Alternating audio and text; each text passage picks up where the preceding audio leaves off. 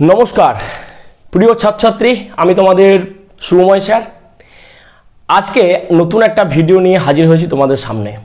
আজ আমাদের আলোচ্য বিষয় হবে তড়িৎ ক্ষেত্র বা ইলেকট্রিক ফিল্ড, ইলেকট্রোস্ট্যাটিক্স বা স্থির তড়িৎ।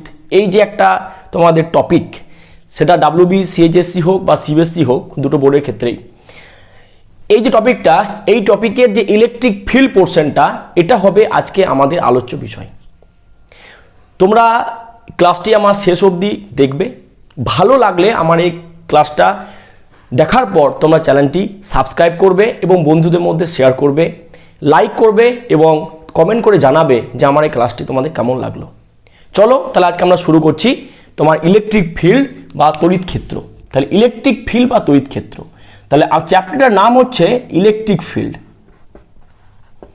ইলেকট্রিক ফিল্ড অথবা তোমার তড়িৎ ক্ষেত্র।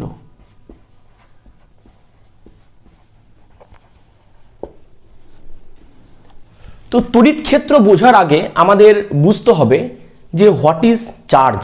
চার্জ কি অথবা আধান কি? What is charge? What is charge? What is charge? আধান কি? চার্জ বা আধান কি? চার্জ বা আধান কি? দেখো, তোমার আধান হচ্ছে এমন একটা ভৌত রাশি বা ফিজিক্যাল কোয়ান্টিটি। চার্জ বা তোমার আধান হচ্ছে এমন একটা ভৌত রাশি বা ফিজিক্যাল কোয়ান্টিটি যার জন্য কি হচ্ছে না, দুটো বস্তুর মধ্যে তোমার ইলেকট্রোস্ট্যাটিক্স বা স্থির তড়িৎ বল কি করে কাজ করে। বুঝতে পারলে? তাহলে বলবে যে চার্জ হচ্ছে একটা ভৌত রাশি যার জন্য কি হচ্ছে না, দুটো বস্তুর মধ্যে স্থির তাড়িতিক বল অথবা ইলেকট্রোস্ট্যাটিক ফোর্স কি করে কাজ করে।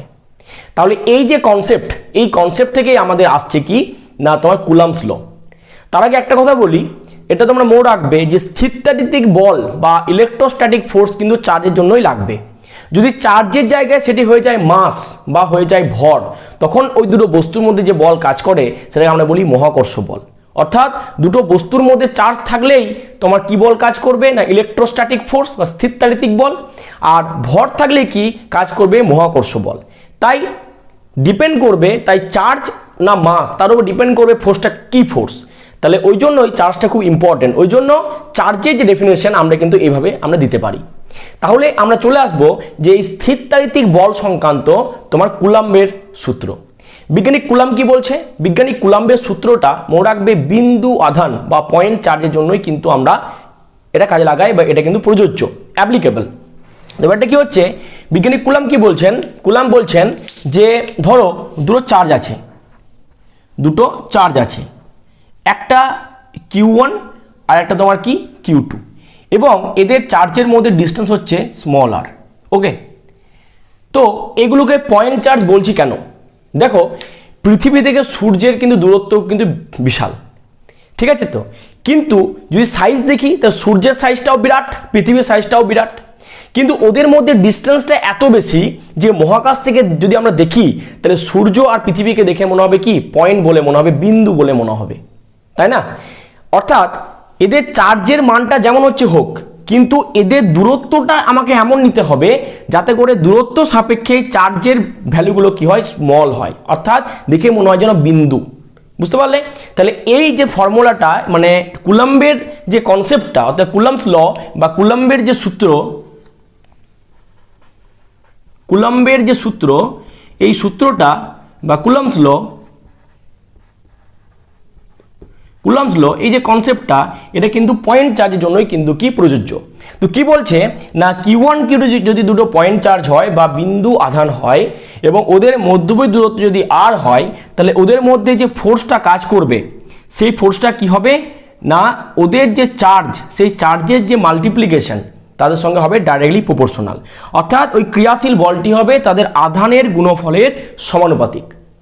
ঠিক আছে? এবার এই চার্জটা হতে পারে তোমার কি, তোমার অ্যাট্রাকটিভ, হতে পারে রিপালসিভ, তাই না? অ্যাট্রাকটিভ মানে কি হয়, সেটা তোমার কি আকর্ষণধর্মী।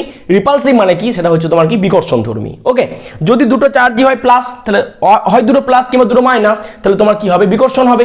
যদি একটা প্লাস আর একটা তোমার মাইনাস হয়, তাহলে তোমার কিন্তু আকর্ষণ হবে। ঠিক আছে তো? তাহলে এফ তুমি ভেরিয়েন্স কি হলো Q1 Q2, আর কি হবে না এফ ভেরিয়েন্স মনে রাখবে না 1/r², অর্থাৎ যত ডিস্টেন্স বাড়বে ওই দুটো যে চার্জ সেই চার্জের মধ্যে কিন্তু ক্রিয়াশীল যে বল বা ফোর্সের ভ্যালুটা কিন্তু কমবে। ঠিক আছে তো? কীভাবে কমবে না 1/r²। তো এই ফর্মুলাটাকে তোমার ইনভার্স স্কোয়ার ল বলা হয়, এটাকে বলা হয় ইনভার্স স্কোয়ার ল, এটাকে ইনভার্স স্কোয়ার ল তোমরা কিন্তু বলতে পারো। তাহলে এই সূত্র দুটোকে যদি আমি একসঙ্গে লিখি তাহলে কি লিখবো? তাহলে আমরা লিখতে পারি যে F variance Q1 × Q2 by হচ্ছে তোমার কি r², Q1 Q2 by r²। তাহলে এফ সমান তাহলে কি হয়ে যাবে constant K Q1 Q2 by হবে তোমার কি r²। তাহলে এই যে কনস্ট্যান্ট তোমরা পাচ্ছ এই কনস্ট্যান্টটার ভ্যালু ডিপেন্ড করবে তোমার দুটো বিষয়ের উপর, আমি কোন মিডিয়ামে নিয়েছি, কোন মিডিয়ামে রেখেছি চার্জ দুটোকে, আর কোন তোমার কি সিস্টেম অফ ইউনিট আমরা কিন্তু নিচ্ছি, এসআই না সিজিএস। তাই মনে রাখবে যে সিজিএস পদ্ধতিতে এই কে এর যে ভ্যালুটা হচ্ছে কি 1, আর এসআই পদ্ধতিতে এর ভ্যালুটা কত হবে না কে ইকুয়াল টু হবে 1/4πε0, এটাকে বলা হয় ε0 অথবা ε0 তোমরা বলতে পারো। বুঝতে পারছো? তাহলে তাহলে এই ε0 জিনিসটা কি? এটাকে বলা হয় জিরোটা কেন? কারণ শূন্য মাধ্যম বোঝাতে জিরোটা দেওয়া হচ্ছে। আর এপসাইলন জিনিসটা কি না এটাকে বলা হয় পারমিটিভিটি, বাংলায় বলছে তড়িৎ ভেদ্যতা। পারমিটিভিটি বাংলায় বলছে তোমার কি তড়িৎ ভেদ্যতা। ঠিক আছে তো? তাহলে এটাকে তোমার বলা হচ্ছে permittivity, permittivity in free space, in free space অর্থাৎ যে কোনো মিডিয়াম নেই। ঠিক আছে তো? পারমিটিভিটি ইন ফ্রি স্পেস অথবা বলবো শূন্য মাধ্যমের তড়িৎ ভেদ্যতা, তড়িৎ ভেদ্যতা, শূন্য মাধ্যমের তড়িৎ ভেদ্যতা। এই জিনিসটা কি? এই জিনিসটা হচ্ছে ধরো যদি কোনো একটা তোমার ইলেকট্রিক ফিল্ডের মধ্যে যদি কোনো একটা বস্তুকে রাখি তাহলে ওই বস্তুটার মধ্য দিয়ে ওই ইলেকট্রিক ফিল্ডের যে ফিল্ড লাইন্স যেটা আমরা পড়বো, এই কনসেপ্টটা ক্লিয়ার করব। এখন আপাতত তোমরা মনে রাখো যে একটা ইলেকট্রিক ফিল্ডের ফিল্ড লাইন্স বা বড়রেখা হয়, যেটা কি হচ্ছে না ইলেকট্রিক ফিল্ডটাকে বোঝায় যে ইলেকট্রিক ফিল্ডের ভ্যালুটা কেমন, ইলেকট্রিক ফিল্ডের নেচারটা কেমন, তার ডাইরেকশনটা কেমন। তাহলে যদি ওই ইলেকট্রিক ফিল্ডের মধ্যে কোনো একটা ধরো একটা পদার্থকে রাখি আমরা, তাহলে ওই পদার্থটির মধ্য দিয়ে ওই যে ফিল্ড লাইন্সগুলো অর্থাৎ বড়রেখাগুলো কত সহজে প্রবেশ করতে পারবে বা ওর মধ্য দিয়ে পেরিয়ে যাবে, সেটাকেই তোমার বলা হয় শূন্য মাধ্যমে তড়িৎ ভেদ্যতা। এই যে ভেদ্যতা মানে কি ভেদ করা, অর্থাৎ ওই পদার্থটির মধ্য দিয়ে কত সহজে ওই তড়িৎ ক্ষেত্রের বড়রেখাগুলো কি করছে ভেদ করে যাচ্ছে। বুঝতে পারলে? সেটাই কিন্তু কি না তড়িৎ ভেদ্যতা বা পারমিটিভিটি। ওকে বেশ, তাহলে কি হলো তোমার এসআই পদ্ধতিতে তাহলে কুলম্বের যে ফর্মুলাটা সেটা কি হলো? তাহলে এসআই পদ্ধতিতে কুলম্বের ফর্মুলাটা হলো তোমার কুলম্বস ল কি হলো F = 1/4πε0 Q1 Q2 বাই হলো কি r²। বুঝতে পারলে? এটা হলো কুলম্বস ল এর একটা ম্যাথমেটিক্যাল একটা ফর্ম। ঠিক আছে? তাহলে তোমাদের মনে হতে পারে যে স্যার এখানে এই যে ε0 এর ভ্যালু কত, এটা তো বুঝতে পারলাম যে হোয়াট ইজ পারমিটিভিটি জিনিসটা বুঝতে পারলাম, বাট এর ভ্যালু কত? মনে রাখবে ভ্যালু হচ্ছে 8.854 × 10⁻⁻12, 8.854 × 10⁻⁻12। ঠিক আছে তো? এত এসআই ইউনিট। এবার এর এসআই ইউনিটটা কি করে তোমরা বের করবে? দেখো যদি এই ইকুয়েশনে দেখি আমরা দেখতে পাচ্ছি যে এপসাইলন ইকুয়াল টু কি পেয়ে যাচ্ছি আমরা না পেয়ে যাচ্ছি Q1 × Q2 বাই পেয়ে যাচ্ছি কি 4πr² ইন্টু পেয়ে যাচ্ছি কি F। তাহলে চার্জের কি হয় তোমার ইউনিট না কুলাম হয়, তাই কুলাম ইন্টু কুলাম মানে কুলাম স্কোয়ার, 4πr², 4πটা একটা কনস্ট্যান্ট বাদ দাও, r² মানে কি মিটার স্কোয়ার, আর F মানে কি নিউটন। তাহলে কি বুঝতে পারলে coulomb square per newton metre square. তাহলে এর এসআই যে ইউনিট সেটা তুমি লিখতে পারো যে coulomb square newton metre square. তাহলে এখানে তোমরা লিখে দাও যে 8.854 × 10⁻⁻12 coulomb square per newton metre square. Okay, এটা হলো ε0 বা ε0 ভ্যালুটা। এবার তোমাদের আরেকটা জিনিস মনে রাখতে হবে 1/4πε0 এর ভ্যালু কত? মনে রাখবে এর ভ্যালু হচ্ছে 9 × 10⁹, 9 × 10⁹। তাহলে দেখো, তাহলে এপসাইলন যদি হয়, এইটা হয় ইউনিট, তাহলে 1/4π এপসাইলন তার কি হবে ইউনিট না এর ঠিক উল্টোটা হবে, অতএব newton metre square per coulomb square. Okay, এই হচ্ছে ব্যাপারটা। এগুলো কি তোমাদের শর্ট কোশ্চেন বা তোমার যে তোমার এমসিকিউ দেয়, সেই এমসিকিউতে এই ভ্যালুগুলো তোমাকে জিজ্ঞাসা করতে পারে। ঠিক আছে, 1/4π ε0 এর কত ভ্যালু, বা এর ডাইমেনশন বা মাত্রা কত। যদি তোমাকে মাত্রা বলে যে 1/4π ε0 এর ডাইমেনশনটা কত লেখো, তা ডাইমেনশন তোমরা কি বের করবে? দেখো 1/4π ε0 এর মানে কত হবে না এফ ইন্টু হবে r স্কোয়ার বাই হবে কি q1 ইন্টু হবে তোমার কি q2। তাহলে এফ এর ডাইমেনশন এবং আর স্কোয়ার ডাইমেনশন বের করতে হবে, আর Q1 Q ডাইমেনশনটাও তোমাকে কিন্তু বের করতে হবে।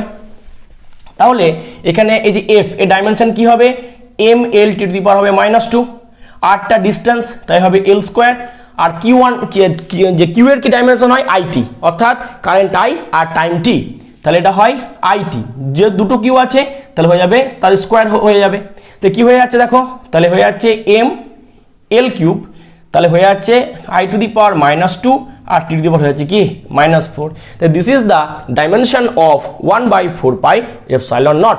ওকে, এবার যদি তোমাকে ডাইমেনশন চাই যে পারমিটিভিটি ডাইমেনশন কি, পারমিটিভিটি মানে তোমার কি ε0 এর ডাইমেনশন কি, তাহলে 1/4π ε0 ডাইমেনশন যদি এটা হয় তো এর ডাইমেনশন কি হয়ে যাবে, এর হয়ে যাবে উল্টো, অর্থাৎ হয়ে যাবে কি m হয়ে যাবে inverse l to the power -3 I to the power 2 T to the power হয়ে যাবে কত 4। পারলে বুঝতে?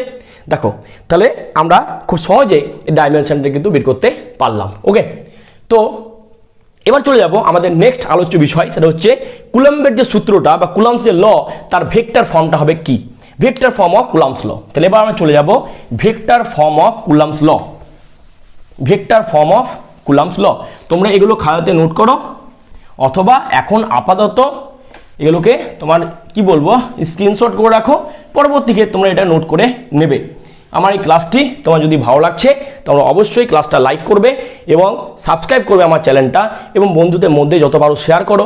তোমাদের এই সাবস্ক্রাইব এবং লাইক এবং কমেন্ট এবং শেয়ার এগুলো আমাকে মোটিভেশন দেবে, আমি পরবর্তী ক্ষেত্রে ভালো ভালো ভিডিও তোমাদের কাছে আনতে পারবো। ঠিক আছে, দেখো তাহলে এবার হচ্ছে যে vector form of Coulomb's law, vector form of Coulomb's law, vector form of Coulomb's law. তাই না, কুলম্বের সূত্রের ভেক্টর রূপ। দেখো আমরা কি বললাম না দুটো চার্জ তোমার আছে, একটা চার্জ Q1 আর একটা চার্জ তোমার কি Q2। ওকে, এদের ডিস্টেন্স কত না 8 ডিস্টেন্স। ঠিক আছে, তো এবার ধরো আমি ধরলাম যে এখানে Q1 ও Q2-র ওপর ফোর্স দেবে, Q2 কি করবে Q1 এর ওপর সেম পরিমাণ ফোর্স দেবে। আমি ধরলাম যে Q1 Q2 ওপর যে ফোর্স দিচ্ছে, তাহলে Q1 দ্বারা Q2 এর ওপর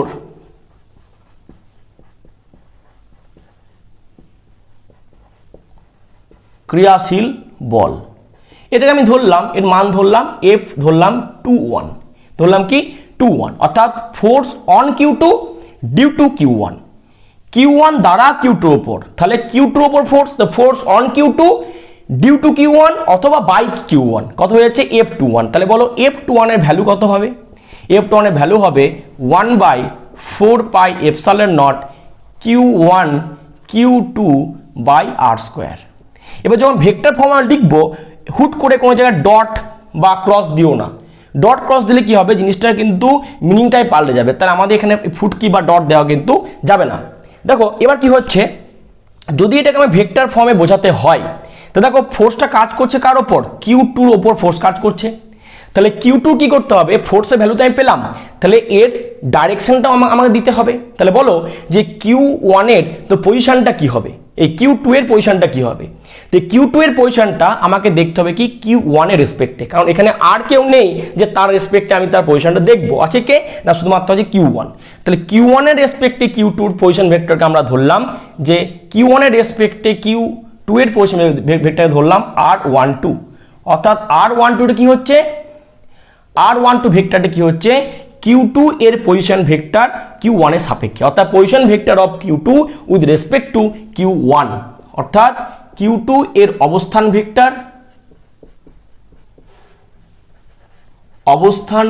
ভেক্টর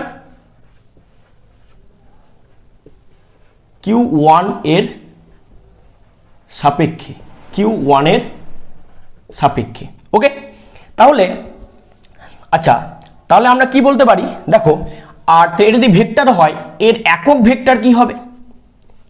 জানো যে কোনো ভেক্টরকে তার মডিউলাস দিয়ে যদি আমরা ভাগ করে দিই তাহলে কিন্তু ওই ভেক্টরটার আমরা কি পাই না, তোমার একক ভেক্টর পাই। একক ভেক্টর মানে কি, যেটা শুধুমাত্র তার ডাইরেকশনটা বোঝাবে, অর্থাৎ R12 ভেক্টর ডাইরেকশন কে বোঝাবে না, R12 ক্যাপ বোঝাবে। বুঝতে পারলে জিনিসটা? তাহলে এটাকে যদি ভেক্টর ফর্ম আমাকে বোঝাতে হয়, তাহলে যদি F12 মাথায় আমরা ভেক্টর সাইন দিই তাহলে এখানে আমরা R12 ক্যাপ নেব, আর এই আরটাকে করে দেবো R12। তাহলে this is the vector form of coulomb's law. এবার এটাই হলো কুলাম্বের ভেক্টর ফর্ম।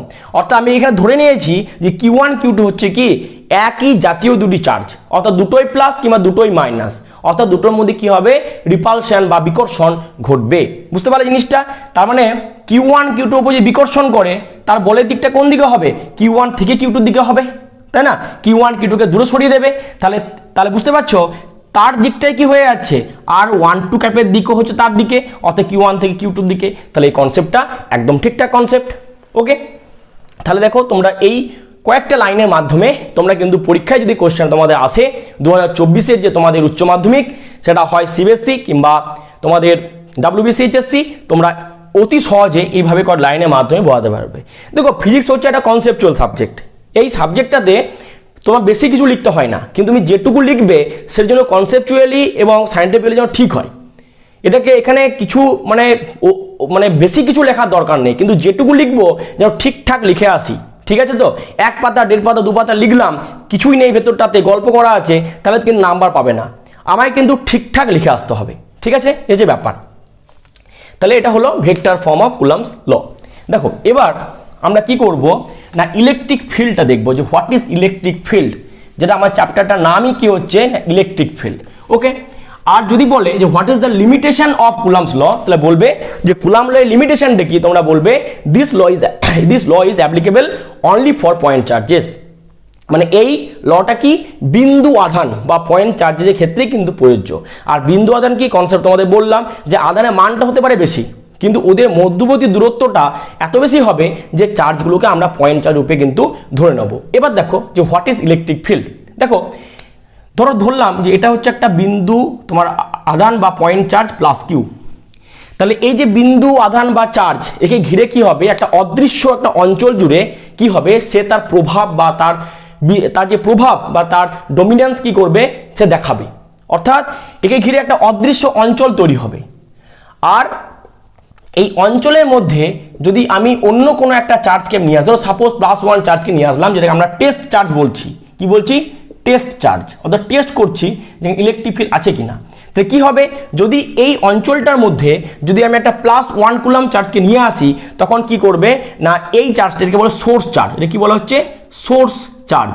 তাহলে এই সোর্স চার্জ কি করবে, এই টেস্ট চার্জের উপর কিন্তু ফোর্স অ্যাপ্লাই করবে। তখন কি বুঝবো, যেখানে ইলেকট্রিক ফিল্ড আছে।